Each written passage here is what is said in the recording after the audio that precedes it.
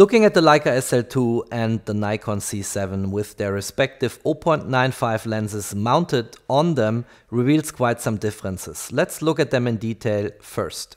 So looking at dimensions, the Leica SL2 seems to have the slightly bigger body, but on the lens side, the Noct from Nikon has 2000 gram, whereas the Noctilux from Leica has only 700 gram, and that's almost a multiplier of 3 between the two weights. And looking at the price tag, the Leica is coming in for about $12,000, whereas the Nikon NOCT is coming in for about $8,000.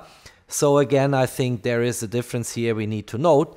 And looking at size, and really size is a big factor here, the Nikon NOCT is much bigger in terms of physical dimensions than the Leica Noctilux 0.95. The next big difference when it comes to handling is the focus ring, and on the Noctilux from Leica it's about 100-degree rotation you have, and then you covered the full spectrum. On the Nikon NOCT it's almost 360 degrees of the full circle, and you can basically turn the focus ring forever. You see this here, now I'm coming to infinity, but 0.5 is almost right at the left hand side. So turning both focus rings in sync, we see that the Noctilux comes to a stop now, whereas the Nikon lens goes on forever and, as I said before, almost covering the full 360 degrees of the circle. This is a long way to travel and I had to get used to it, but when you are used to it, it's actually very convenient because the fine-tuning of the Nikon NOCT is excellent, in particular if you have it on a tripod, but also if you use the camera on street for photography without a tripod. It gives you a very precise way of focusing the lens to your target.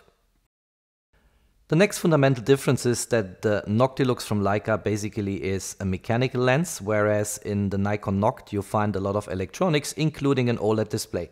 So let's have a look at this next.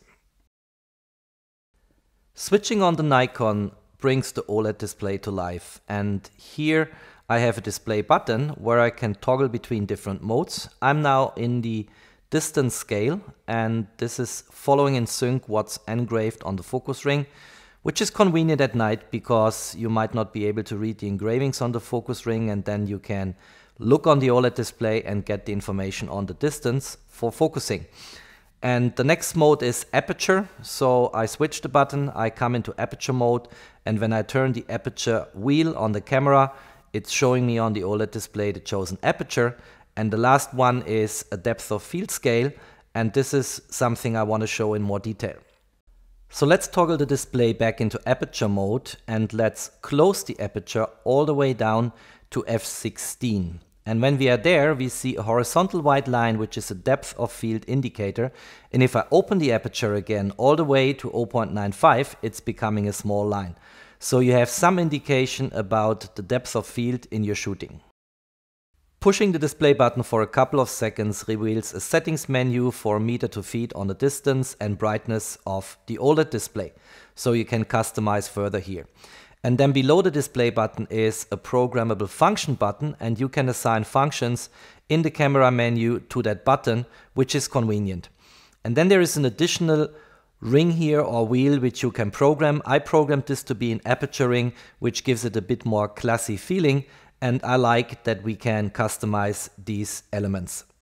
Coming back to the Noctilux, it's a classical rangefinder lens, and you have a distance scale and an aperture ring here.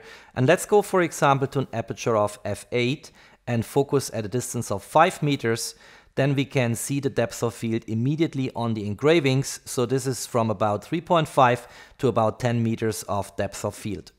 The Noctilux comes with a manual with a depth of field scale, and let's just repeat the experiment we did on the lens. Aperture f8, distance 5 meters gives us, as we saw in the engravings, 3.4, 3.5 meters to 9.5 up to 10 meters of depth of field, which is confirming what we saw before. Of course, if you look at the lens, it's a little bit give and take, but the table makes it precise.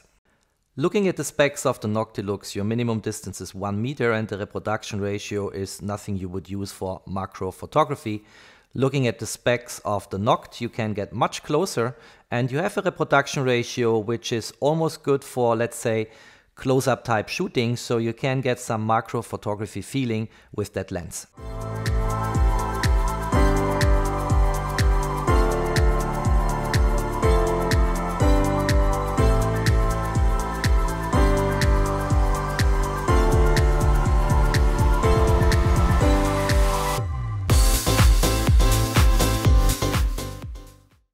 So after that little trailer introducing the shooting scene, let me quickly explain what the setup is.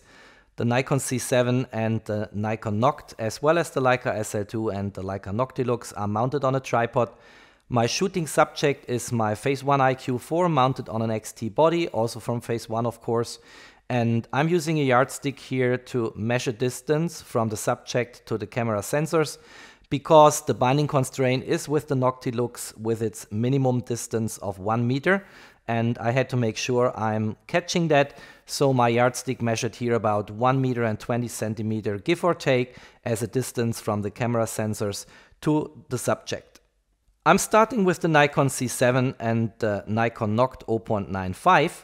And I also mounted on my Nikon an Atomos Ninja 5 video recorder to actually capture what's going on in the electronic viewfinder, to better explain my settings and the way I set up the camera, and also to demonstrate focusing with the Nikon NOCT. So let's quickly go through the menu entries of the Nikon C7. And first of all, on the image quality, I decided, of course, for RAW and Fine Star. We are mainly looking at RAW files on JPEG size, large 45 megapixels. On the recording quality on RAW, switched compression off and 14 bits. On ISO sensitivity, an ISO of 100. We'll do the same, of course, on the Leica SL2 to make the images comparable. Active delighting, I want to change to normal, but that setting is only affecting JPEG images and not RAW for post-processing. But I always have a first look at JPEGs before I go into RAW post-processing. And I think on the rest of the settings there is not much to add here. Maybe metering is spot, and I will do the same on the Leica SL2. But the rest of the menu entries here we can leave as they are and go to the next step. So the first thing is I want to open the aperture now to 0.95. I adjust exposure accordingly. And by the way, on top of my Phase 1 you see I placed a little Spider-Man comic figure, which I just found fun to have and can also be used as another test subject in my shooting here. The magnification tool when focusing at a wide open aperture is a big blessing here, so I can really check if everything is in focus the way I want it. And you also see the focus peaking here with the blue colors on the Phase 1 body. And I'm taking the shot now. Next situation will be that we close the aperture down to f1.4. And of course, again, we have to adjust the shutter speed to keep the amount of light roughly equivalent or the same. And that's easily done and monitored here in the Atomos Ninja 5 video recording device. We take the shot and then we are good to go.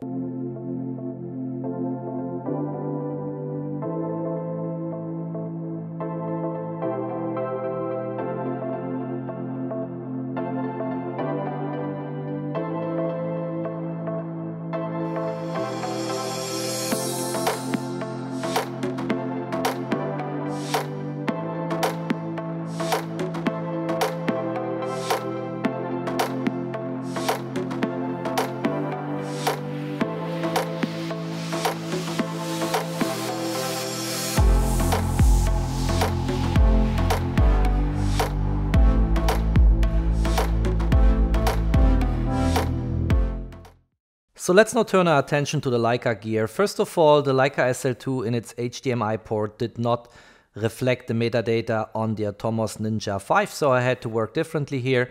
And second, the shutter speed in comparison with fixed ISO of 100, as well as with the different aperture settings, was typically one stop away from the best setting for the Nikon C7. So let's quickly go through the settings on the Leica SL2. I'm in manual mode. Let's go into the menu now, and drive mode is with self-timer, same way as we had it on the Nikon. I think that's good.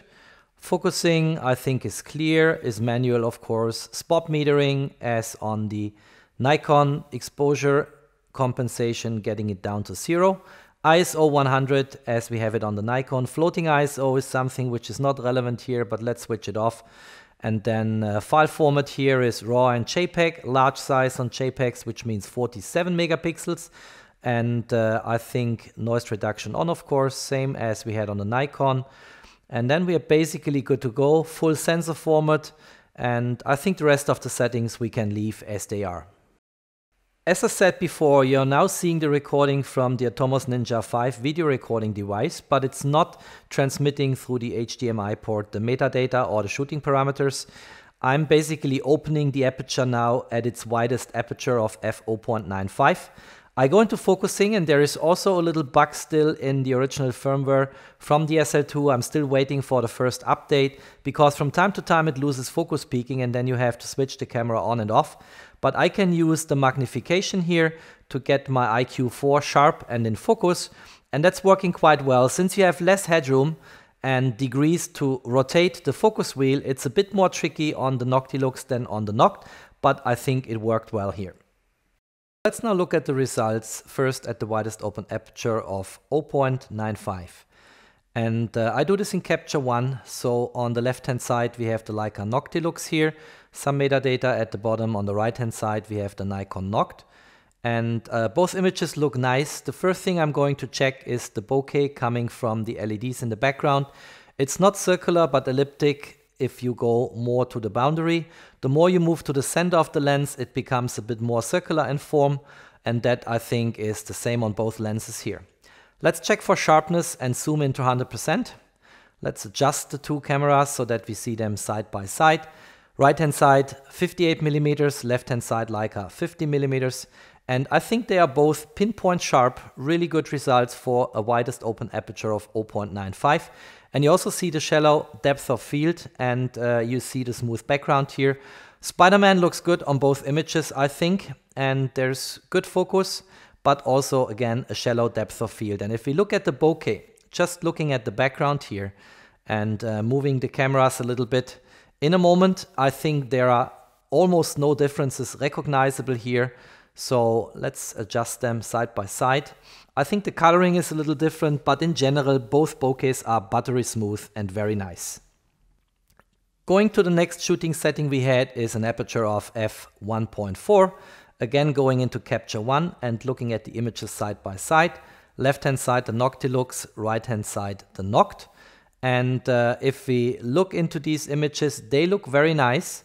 On the LEDs in the background we now have circular forms. So if you stop it down to 1.4, I think that's a good compromise. Of course you could argue you can buy then a cheaper lens with an f1.4, but I think in general you have the option to also go even lower than an f1, which is nice. I think actually the bokeh looks better on the Nikon NOCT on the right hand side, because here you see basically the form of the aperture blades on the Leica, whereas on the Nikon NOCT it's almost smooth. It's really like a circular form, and I think it looks very, very nice. And again, the bokeh is creamy, is good, and the sharpness of the images I think is again, of course, very, very good at 1.4, and you still have a shallow depth of field, but I think a little more in focus than what we had on f0.95. And the best way to see this is if we now look at the focus ring of the Rodenstock lens mounted on the Phase 1 XT body. And if we get this in zoom and place them next to each other, I think we see that now the focus ring on both images is in focus. Left hand side the Leica, right hand side the Nikon, but I think the Nikon is a little sharper than the Leica. It's just a tiny little bit, not too much. And there is another observation element we can actually consult here to get this opinion confirmed. And that's the HDMI port on the IQ4 from Phase 1, because there's a lot of structure in the rubber. So let's get this up to 300%, which by the way is a good magnification. The image still looks very well at 300%. And if you compare now the HDMI ports on the left hand side from the Leica and on the right hand side from the Noct, you basically see that the structure is a tiny little bit better on the Nikon. But that's complaining at a high level, of course. Looking at our friend Spider-Man here, looks good on both images. Again, the coloring is slightly different, but the Spider-Man looks just as it should be, as a real hero. And the bokeh on the right hand side of the Nikon I think is a bit more creamy than on the left hand side with the Leica. Wide open lenses typically have color errors called chromatic aberration, and there is also fringing. And you can see this in both images here when they are shut wide open. And I try to illustrate this now here. It's about comparable on both lenses. You see it here on the boundaries, this slightly greenish coloring, which I think is typical for lenses shut wide open. And as I said, here the Nikon and the Leica are at par, but there are tiny little differences, and I'm going to illustrate this now, because if we go to another certain detail in the scene here, and let me just mark them with a box to make it transparent. On the left-hand side with the Leica, you see these green boundaries, which you don't see on the right-hand side with the Nikon. So I think in general, when it comes to CAs as well as fringing, the Nikon again is a little bit superior to the Leica. Let's go now to an aperture of f2 and let's see what we find there in comparison of the two lenses. And again, left-hand side Leica, right-hand side Nikon. So that's the same way as we had it before. And you see now on the LEDs in the background in the bokeh, they are perfectly circular, but again you see the blade shape on the left-hand side on the Leica, whereas on the right-hand side the Nikon is pretty much smooth and in fully circular shape.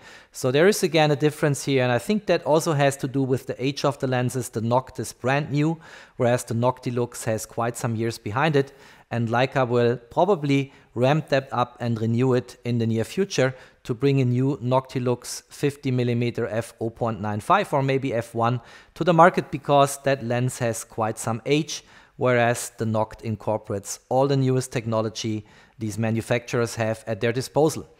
Looking at sharpness here, it's of course pinpoint sharp. We didn't turn the focus ring again because it was already in focus at a wider open aperture here. And again, looking at that rubber structure in the HDMI port, we could claim that the Nikon is a little bit more structural, a little bit more sharp than what we have on the Leica, but again, complaining at a high level because both images are very, very nice and very, very good. Look at the screw here I just showed on the left-hand side. And again, on the Nikon, it looks a little bit sharper if we place them side by side. If at the marking of 0.5, you look at that screw, I think it looks a bit more tech sharp on the Nikon than it looks on the Leica. So if we look at our little friend Spider-Man here, looking good. And by the way, coming back to chromatic aberration or fringing, I know there are many people and reviewers out there who complain about that. I don't think it is a big issue, because in general, if you have the lens profile, it takes you one click in Lightroom or one click in Capture One and the problem is gone. So fringing or chromatic aberration, if it is not too bad, would not be for me a counter argument to purchase a lens, because you can correct this easily in post without any problems. Let's switch to the results from f4 now. And f4 is close to f5.6, which for many lenses is the sweet spot, at least as I'm aware of with most of my lenses. And you see now the background is no longer smooth as it used to be before, is not blurry. Well, it is blurry, but not as, of course, with a wider open aperture. But again, if you look at the different appearances on the left and right hand side, I think the NOCT is a bit more creamy than what we have on the Leica. And of course it's tech sharp, so there is no problem with sharpness here on the lenses. And I think we can be satisfied with that result. Still, it nicely distinguishes with the 3D pop the Spider-Man from the background if you zoom into the picture. And let's zoom in a little more to see that spider on the Spider-Man, the black one on the red color. And let's see what we find here, if we see any differences. But I think they are super sharp in both situations, shot with the Leica as well as shot with the Noctilux. There's really no difference here. And even the coloring here in that image looks quite comparable, so quite nice. So f8 and f16 I want to do a little quicker because I think we've seen what we wanted to see. Again, now there is more and more structure because the aperture is more closed on the background. Again, the Nikon appears a bit more creamy and smooth than the Leica. And I think you see this in these different elements on the shelf here. But in general is very much comparable what we see here on those two shots. If we look at the little LED lights now, they become tiny little stars with rays. And that's also interesting to compare here. If you look at them, I think it is a bit more diffuse on the Nikon than it is on the Leica. The Leica has a slightly better look here, I think, at least for my taste. And it's a matter of taste, of course. Looking at the IQ4, everything is sharp and in focus now. and I think it looks quite nice. You can see everything you want to see. Good result. On F16, and that's the most closed aperture on both lenses, we have kind of the same situation. You will still not get sharpness on the background, so there is still some element of blurriness or fuzziness on the background, but of course around our subject now everything will be in focus and crystal clear. Looking at our friend Spider-Man here sitting in front of New York skyline from another shooting in a printed image on my shelf here. Quite nice, but the background, as I said, is not sharp. So you see my chewing gums here and that Bailey's bottle. And again, I think the right hand side, and that's confirmed now under all aperture scenarios, the Nikon NOCT is a bit more creamy, a bit more smooth than what we have on the Leica Noctilux. So I want to conclude my video here and basically end the video with a few observations. First of all, both lenses are excellent. We are talking on the left hand side about a 700 gram lens, on the right hand side about a 2 kilogram lens, and both are very much comparable. They are tech sharp if you get the focus right, and the bokeh in the background is super creamy, super smooth, buttery smooth. So there is nothing to complain on both lenses.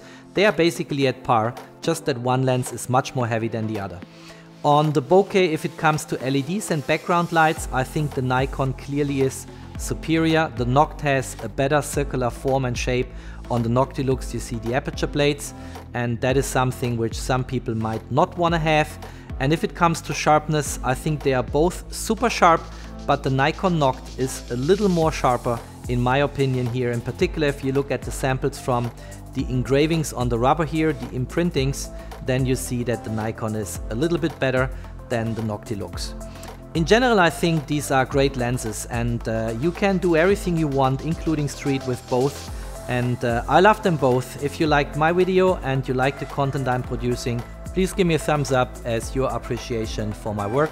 And if you like my channel and want to stay tuned on content I produce, please do not forget to hit the subscribe button and become a subscriber to my channel. Thanks for watching, stay safe, stay healthy, and peace out.